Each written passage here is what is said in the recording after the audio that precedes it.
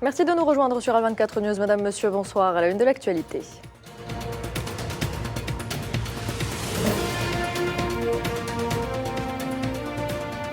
L'armée sioniste se retire de l'hôpital Shifa près de 2 semaines après avoir fait un siège sur l'hôpital, laissant derrière elle des ruines et de nombreuses dépouilles.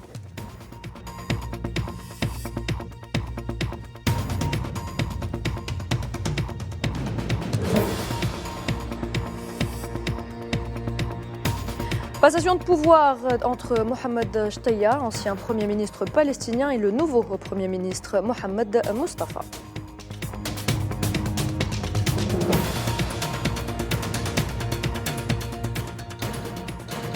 Des frappes sionistes ont touché ce lundi le consulat iranien à Damas. Selon un bilan provisoire, 8 personnes ont été tuées. Le ministre syrien des Affaires étrangères condamne ce raid.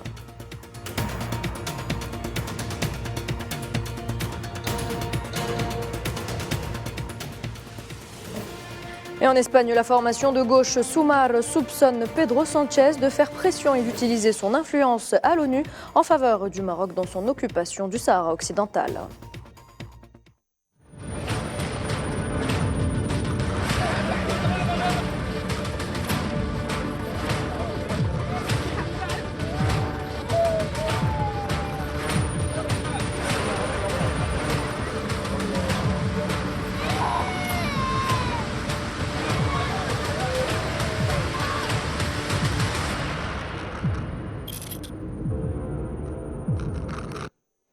Bienvenue à toutes et à tous. Si vous nous rejoignez, après 2 semaines de siège et de massacres, l'armée sioniste s'est enfin retirée de l'hôpital Shifa à Gaza, laissant derrière elle d'immenses destructions et de nombreuses dépouilles.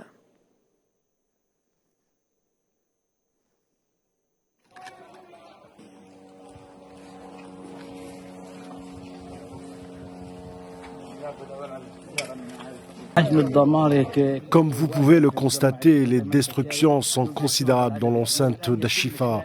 Il y a un grand nombre de martyrs. L'évacuation des malades est en cours. Notre premier plan est de retirer des malades d'Ashifa dont les vies ont été protégées pendant la période de destruction. Nous allons maintenant déplacer les malades et les blessés d'Ashifa vers l'hôpital Baptiste, qui est le seul dans la bande de Gaza à fournir encore des services aux patients.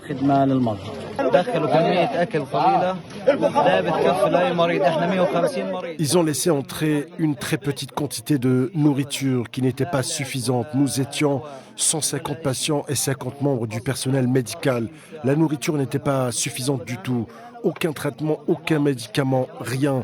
Que des bombardements pendant 24 heures, que nous avons entendu qu'ils partent d'ici et ils ont enfin décidé de partir aujourd'hui.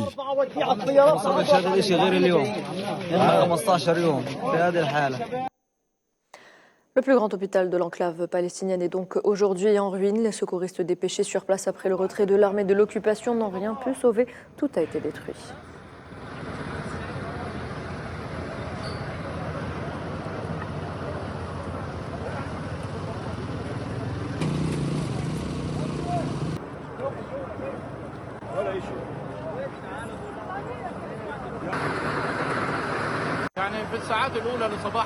Dès les premières heures ce matin, nous avons reçu plusieurs appels de détresse de citoyens signalant des personnes blessées depuis plus de 15 jours. En tant qu'équipe de protection civile, nous nous sommes rendus sur place des réceptions de ces appels. Nous sommes actuellement en train de dégager certains corps et d'éteindre les incendies ainsi que de transporter certains blessés. Malheureusement, les ambulances ne peuvent pas atteindre l'hôpital en raison de l'état des routes. Les opérations de la défense civile palestinienne sérieusement impactées et ralenties par la barbarie sioniste, le blocus, le siège ainsi que le manque de carburant et l'état catastrophique des routes. Regardez. Nous n'avons pas eu d'équipement depuis longtemps et souffrant d'une grave pénurie de carburant. Mais aujourd'hui, nous sommes contraints de travailler malgré nos moyens limités. À tout moment, nos camions de pompiers pourraient s'arrêter et nous stopperons le service. Il est préférable pour nous de travailler et d'être auprès de notre peuple, de sauver ce que nous pouvons sauver. Nous, au sein de la protection civile, travaillons dans les environs de l'hôpital Al-Shifa. Cependant, l'accès à cet hôpital est impossible en raison de l'état déplorable des routes, ce qui empêche nos véhicules d'y parvenir. Et face aux bombardements incessants et aux nombreuses prises d'assaut, la résistance palestinienne riposte et attaque l'ennemi sioniste une fois de plus, lui causant d'importantes pertes.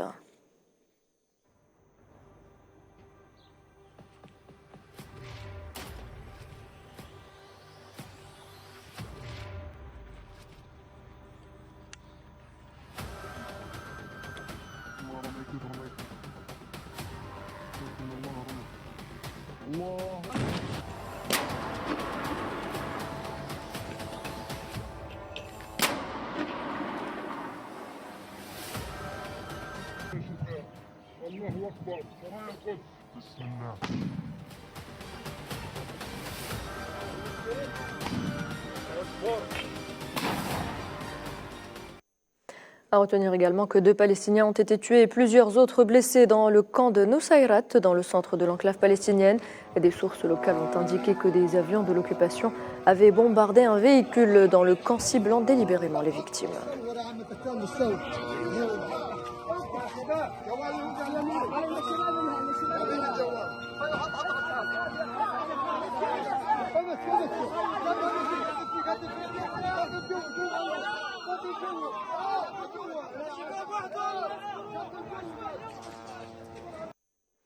Le bilan de l'agression génocidaire s'est donc alourdi à 32 845 martyrs et 75 392 blessés. Selon les autorités palestiniennes de la santé, l'armée de l'occupation sioniste a commis 6 massacres au cours des dernières 24 heures, faisant 63 martyrs et 94 blessés.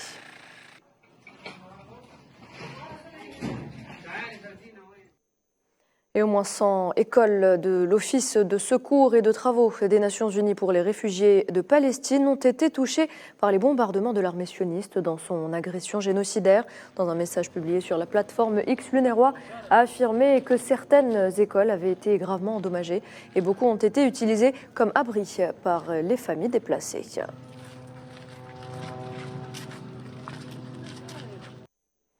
À Rafah, les Palestiniens se pressent autour d'un distributeur de billets de la Banque de Palestine et accusent les bureaux de change de l'enclave d'exploiter l'agression sur Gaza en pratiquant des tarifs exorbitants pour changer des shekels en dollars.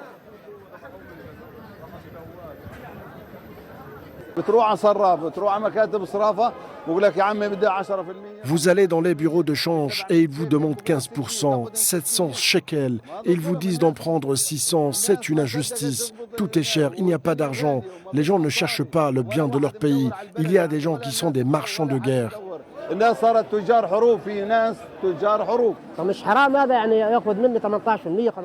Il est injuste de me prendre 15 et 18%. Les prix des marchandises ont commencé à baisser sur le marché, mais il n'y a pas de salaire et les distributeurs automatiques de billets ne fonctionnent pas. Il n'y a pas de liquidité dans le pays et tout le monde nous exploite. Je suis allé dans plusieurs bureaux de change. Certains demandent 15, 18, voire 18%. La dernière fois, l'un d'eux m'a demandé 20% et je ne peux pas lui donner. Mon salaire est de 1800 shekels. Qu'est-ce que j'aurai s'il déduit 20%? J'ai une famille de 10 personnes, en plus des enfants de mon fils, qui ont besoin de lait et d'autres choses. Je dois donc compter sur mon salaire, d'autant plus que nous n'avons pas de travail.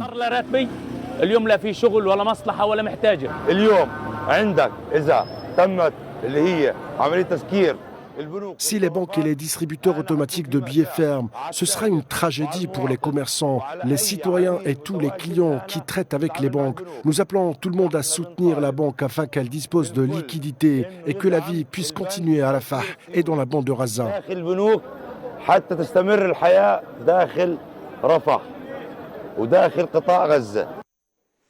En Cisjordanie occupée, les campagnes d'arrestation se sont multipliées depuis le début de l'agression sioniste sur Gaza. Les forces d'occupation sionistes ont d'ailleurs arrêté la nuit dernière 22 Palestiniens, dont 4 femmes et d'anciens prisonniers dans différents gouvernorats.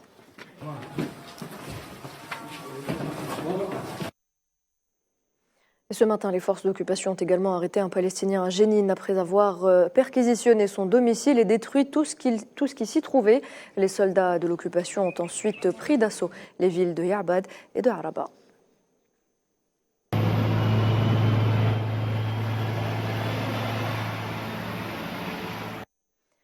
Même scène de violence dans les camps d'Abu Dis et de Sharfat. Des perquisitions ont été suivies par l'arrestation de 2 Palestiniens.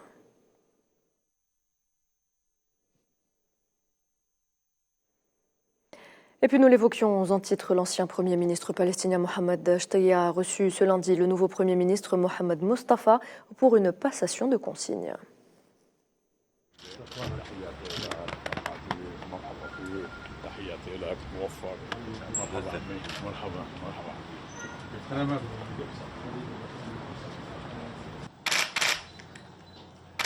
لك التوفيق وببارك لك إلك ولإخوانك الوزراء على تحمل المسؤولية. تشرفنا وترفع راسنا جميعا. حنسلمك أخي دولة الرئيس. Nous vous remettons, Votre Excellence, 3 documents. Le premier document est le plan de réforme que nous avons présenté au monde. Et je sais que le président insiste sur ce point dans le plan d'affectation. Le second plan est le plan d'urgence du gouvernement pour l'année 2024. Comme vous le savez, nous n'avons pas élaboré de plan intégré en raison de la situation d'urgence dans laquelle nous vivons.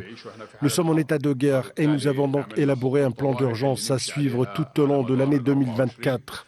Ainsi que des leçons et des enseignements concernant Gaza, l'aide, la reconstruction et la reprise économique qui figurent dans le programme gouvernemental. Le nouveau Premier ministre a tenu à saluer les réalisations du précédent gouvernement malgré les sacrifices, les difficultés et les défis que le peuple palestinien a dû relever ces derniers mois.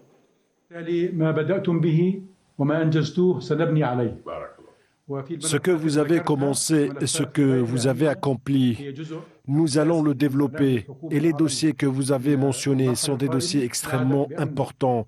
Ils sont une partie essentielle du programme pratique du gouvernement dans la prochaine étape. Nous vous promettons de les étudier avec plus grand soin, d'en tirer profit et de les développer afin d'offrir à notre peuple ce qu'il mérite.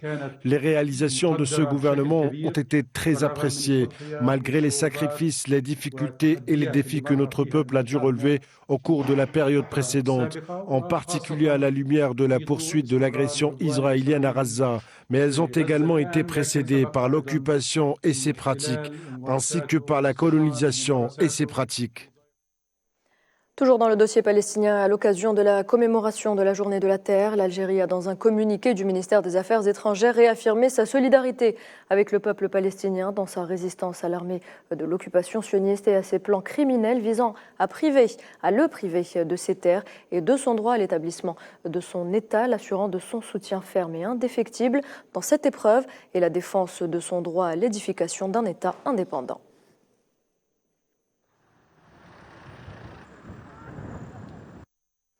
Et puis le secrétaire général de la Ligue arabe, Ahmed Aboulraït, appelle la Nouvelle-Zélande à prendre la décision de reconnaître l'État de Palestine pour un règlement pacifique basé sur la solution à deux États. C'était lors de l'entretien qu'il a accordé au vice-premier ministre et ministre des Affaires étrangères de la Nouvelle-Zélande, Winston Peters, qui était en visite au Caire. Aboulraït a par ailleurs salué la position de la Nouvelle-Zélande, rejetant l'agression sioniste contre la bande de Gaza et exigeant un cessez-le-feu immédiat et permanent.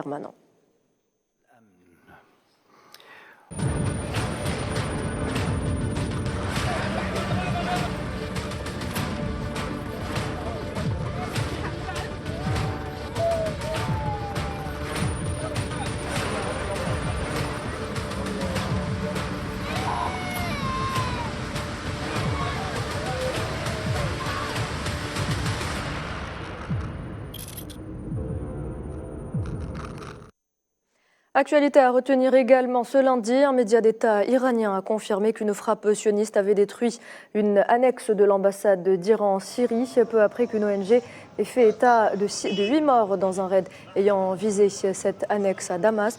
Hossein Akbari, ambassadeur de la République islamique d'Iran à Damas, ainsi que sa famille n'ont pas été blessés lors de l'attaque sioniste, a ajouté l'agence de presse iranienne Nour.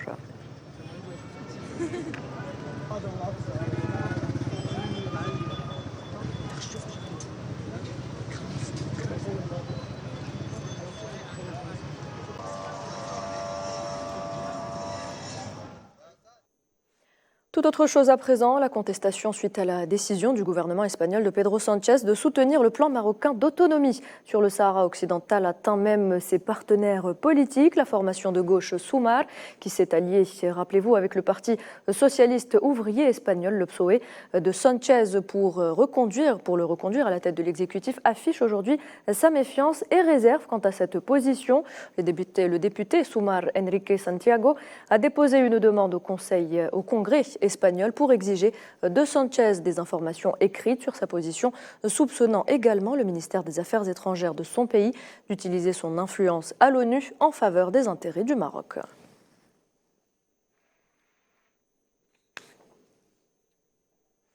Et puis le ministre désigné de l'Intérieur du gouvernement d'unité nationale libyen, Ahmed Mustafa Trabelsi, a rapporté que des passeurs ayant des intérêts dans le passage étaient à l'origine des événements qui ont eu lieu au niveau du passage de Ras Jedir le 18 mars dernier. Trabelsi a expliqué qu'ils avaient attaqué la police, pris d'assaut le passage et pillé une grande partie de son contenu. Le ministre de l'Intérieur a appelé à un soutien massif de la part de toutes les villes, régions et tribus afin de barrer la route à quiconque voudrait ruiner le pays. Ahmed Trabelsi a par ailleurs ajouté également que demain, mardi, une équipe serait chargée d'évaluer la situation au niveau du passage et de réparer ce qui a été endommagé, ainsi que afin que le passage soit ouvert dans les prochains jours, soit avant Eid al-Fitr.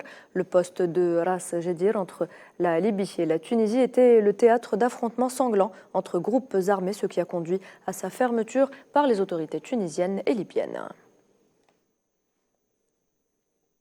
بكره ان شاء الله سيتم تكليف اللواء عبد الحكيم الخيتوني. Demain, si Dieu le veut, le général Abdelhakim El-Khitouni, le président de la Chambre de sûreté Ali Jabiri et les délégués seront chargés de se déplacer vers le passage de Ras Jedir pour évaluer la situation sécuritaire et mettre en place un plan pour faire venir le directeur de passage et les dispositifs pour préparer ce qui a été saccagé de logiciels et d'équipements dans le passage. Nous allons parler avec le Premier ministre au sujet de passage pour la maintenance des équipements, pour la réouverture du passage aussi dans les plus proches délais. Nous prions Dieu pour que ce soit avant cet Aïd, si aucune agression ou attentat contre les forces de police ne serait signalé. Au Sénégal, le président élu Bassirou Diomaye Faye prêtera serment demain mardi. La cérémonie de prestation de serment sera suivie d'une passation de service avec le président sortant Macky Sall.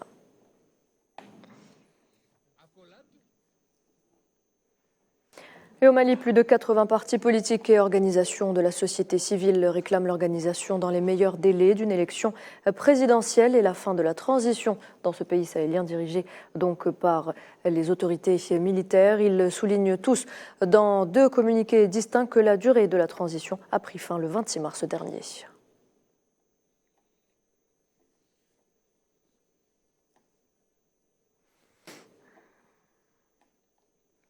Dans le reste de l'actualité, en Belgique, des milliers de personnes se sont réunies dimanche soir à Anvers pour combiner la célébration de l'iftar musulman et de la Pâque chrétienne en partageant un repas sur une table de 2 km de long, battant ainsi le record du plus long dîner communautaire, un bel exemple de vivre ensemble sur lequel revient Amel Amaziane Zitouni. Appelé le 2 km ensemble à table, c'est le dîner communautaire qui a réuni musulmans et chrétiens en ce mois de Ramadan et fête de Pâques en Belgique. L'initiative, promue par la ville d'Anvers en collaboration avec divers partenaires, visait l'inclusion et la connexion entre les cultures à une époque de tension et de polarisation au niveau mondial. C'est une initiative du district en collaboration avec plusieurs partenaires. Nous avons commencé les inscriptions il y a quelques mois et nous en sommes maintenant à environ 7000 participants. C'est un moment très important d'organiser ce genre d'événement, surtout quand on regarde l'époque dans laquelle nous vivons aujourd'hui. Globalement, non seulement en Belgique, mais partout dans le monde, il y a beaucoup de tensions. Alors quoi de mieux que d'inviter les gens à table, mangeant ensemble et partons réellement de la connexion et de ce que nous avons en commun et ne nous concentrons pas trop sur nos différences. Dans ce quartier diversifié de Borgerhout, des événements comme celui de dimanche ne font qu'améliorer l'image de la culture anversoise. Nous essayons de rassembler les gens, c'est une question de jeunes, donc nous essayons de partir de quelque chose qu'ils partagent et d'utiliser la différence, la diversité de religions, de cultures pour rassembler les gens et profiter des vacances des uns et des autres. C'est bien de rassembler des gens de cultures différentes et d'apprendre des uns et des autres d'une certaine manière. C'est comme manger, c'est comme un événement social. Donc je pense que c'est très sympa. L'événement était le deuxième dîner communautaire de ce type. L'année dernière, environ 2500 personnes se sont assises autour d'une table longue de 1 km, tandis que cette année, la table a doublé sa longueur pour accueillir jusqu'à 7000 personnes inscrites pour participer. Toujours sur le continent, les sauveteurs russes ont mis fin ce lundi aux opérations visant à retrouver les 13 mineurs portés disparus sous terre depuis un éboulement il y a plus de 2 semaines dans l'extrême-orient russe. Faute d'avoir pu atteindre leur position, ces mineurs spécialisés dans le creusement de tunnels se sont retrouvés coincés à environ 125 mètres de profondeur par un éboulement le 18 mars dans une mine d'or. Et concernant le conflit en Ukraine, le ministre français des Affaires étrangères Stéphane Séjourné déclare que la France attend de la Chine qu'elle envoie des messages très clairs à la Russie, son allié le plus proche au sujet donc de ce conflit en Ukraine à l'issue d'une rencontre avec son homologue à Pékin. Évidemment, la Chine joue un rôle clé dans l'indépendance, le respect du droit international, y compris la souveraineté de l'Ukraine. Et donc, nous attendons évidemment de la Chine qu'elle passe des messages très clairs à la Russie. Nous avons une conviction, c'est qu'il n'y aura pas de paix durable si elle n'est pas négociée avec les Ukrainiens. Il n'y aura pas de sécurité pour les Européens s'il n'y a pas de paix conforme au droit international. Et si nous n'aidons pas en droit international à triompher, je doute que nous puissions continuer d'un point de vue collectif à commercer et à garder une prospérité sur l'ensemble de la planète. Après avoir écouté le chef de la diplomatie française, je vous propose à présent d'écouter le chef de la diplomatie chinoise, Wang Yi. J'apprécie également que Monsieur le ministre des Affaires étrangères ait réitéré à 2 reprises que l'Europe est ouverte et qu'elle n'est pas disposée à se séparer de la Chine. J'ai également entendu de nombreux responsables politiques européens souligner ce point auparavant, à savoir qu'il n'est pas possible de se dissocier de la Chine et que le découplage avec la Chine constitue le plus grand risque.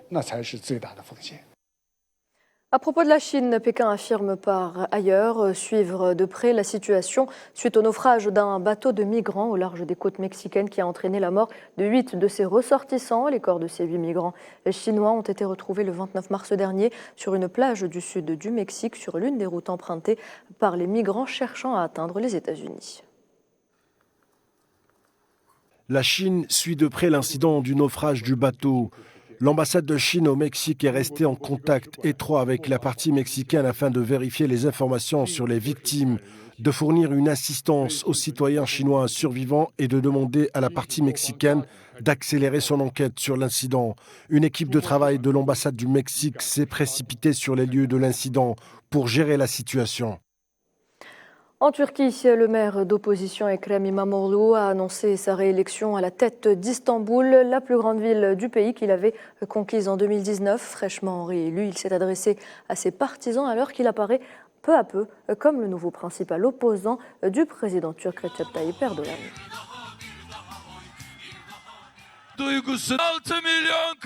Istanbul a gagné. 16 millions ont gagné. 16 millions de citoyens d'Istanbul ont gagné. Heureuse victoire. Vous avez envoyé le message. Nous verrons s'ils le recevront ou non.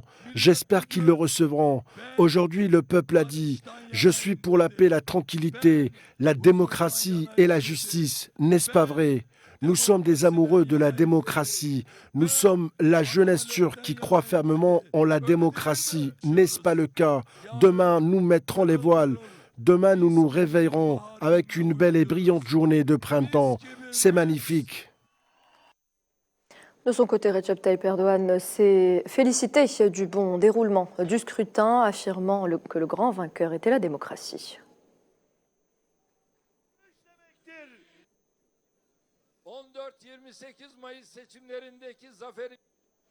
Et voilà, c'est avec cette information qu'on arrive à la fin de cette édition. Merci de l'avoir suivi. Très bonne soirée.